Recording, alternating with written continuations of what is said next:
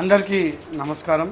So ఈ video చేయడానికి ముఖ్య ఉద్దేశం ఏంటంటే, రీసెంట్గా ఒక వృద్ధ ఉపాధ్యాయుడు ఒక 8వ తరగతి పిల్లని వశపరుచుకొని లైంగికంగా ఆమెని వేధించడం, తద్వారా పట్టుబడడం జరిగింది. సో నేను ఏమంటున్నానంటే, స్కూలు రీఓపెన్ కానీ ఏదో పెద్ద టాస్క్ పేరెంట్స్కి.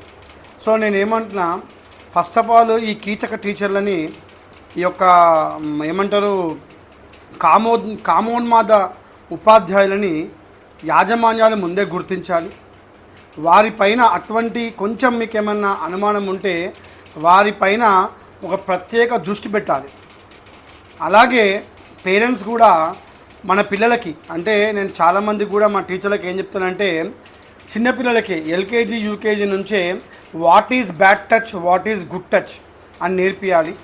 ఎందుకంటే ఈ కామోన్మాదులు ఎక్కడో ఉండరు, మన మధ్యలోనే ఉంటారు, మంచిగా నటిస్తారు. కానీ అవకాశం వచ్చినప్పుడు వాళ్ళ యొక్క కామాన్ని వాళ్ళు ప్రదర్శిస్తూ ఉంటారు. కాబట్టి పేరెంట్స్ అందరికి కూడా ఒకటి వినతి ఏంటంటే, మీరు మీ పిల్లలకి గుడ్ టచ్ అంటే ఏంటి, బ్యాడ్ టచ్ అంటే ఏంటి. సో నేను అన్న టీచర్లే కాదు, మన ఇంట్లో కూడా ఉండొచ్చు అటువంటి కామోన్మాదులు. కాబట్టి అందరూ కూడా ఎల్కేజీ యూకేజీ పిల్లల నుంచే ఇవన్నీ నేర్పియాలి. అలాగే యాజమాన్యాలన్నీ కూడా ఈ యొక్క డిఫరెన్సెస్, అంటే ఒకవేళ మీరు మేల్ టీచర్స్ని మాత్రం మీరు డిప్లాయ్ చేసుకుంటే వారి ఆధార్ కార్డులు, అలాగే వారి యొక్క కాంటాక్ట్ సర్టిఫికెట్లు అన్నీ మీరు తెప్పించుకోండి. కొత్తగా జాయిన్ చేసిన టీచర్ల పైన ఒక ప్రత్యేక దృష్టి పెట్టండి. సో అందరూ చెడ్డవాళ్ళు కాదు, అందరూ మంచి వాళ్ళు కాదు.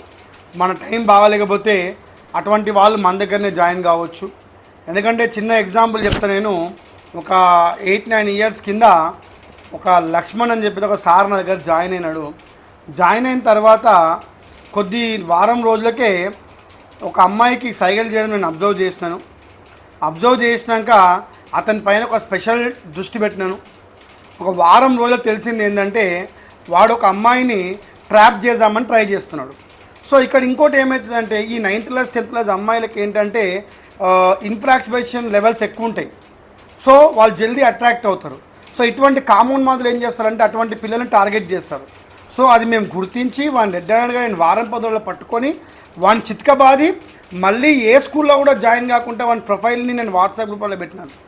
సో ఇలా మనం అందరం కూడా ఈ యొక్క కీచక టీచర్లను మనం గుర్తిస్తే మాత్రము మన పిల్లల్ని మనం కాపాడుకునే వాళ్ళమవుతాం, మన సంస్థలని మనం కాపాడుకునే వాళ్ళమవుతాం అని చెప్పేసి అందరికీ మనవి చేస్తూ, ఎందుకంటే స్కూల్ రీఓపెన్ అవుతున్నాయి. మనము ఇప్పుడు ఎట్లయిపోయిందంటే సొసైటీ ఇటు చదువుతో పాటు ఇవన్నీ చూసుకోవాలి.